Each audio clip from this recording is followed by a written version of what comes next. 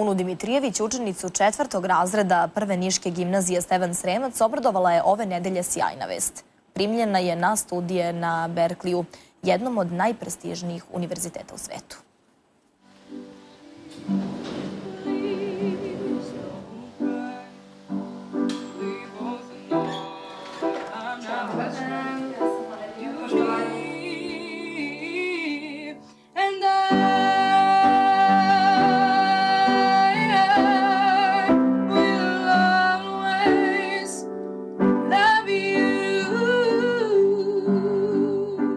Oduvek sam znala da je muzika moj put, a Berkeley je bio moj san.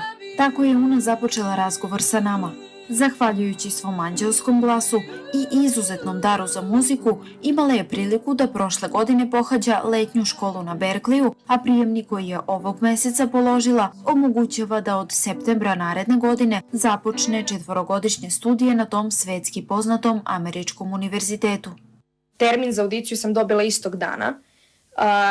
To je bio 26. oktobar i tada su mi zakazali audiciju za 8. decembar. I ono što je zapravo meni bilo velika vest, dobila sam nakon 10 dana, znači 18.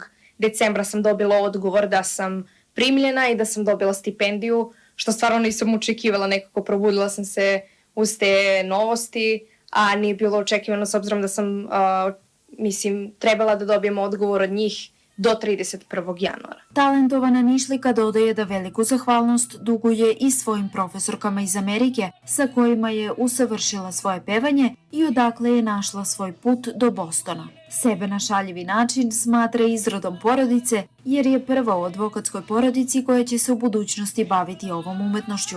Osim što voli da peva, Una voli i da svira klavir i uči strane jezike. Govori engleski, nemački i španski, pomalo francuski i italijanski. Za Happy televiziju iz Niša, Marija Janković.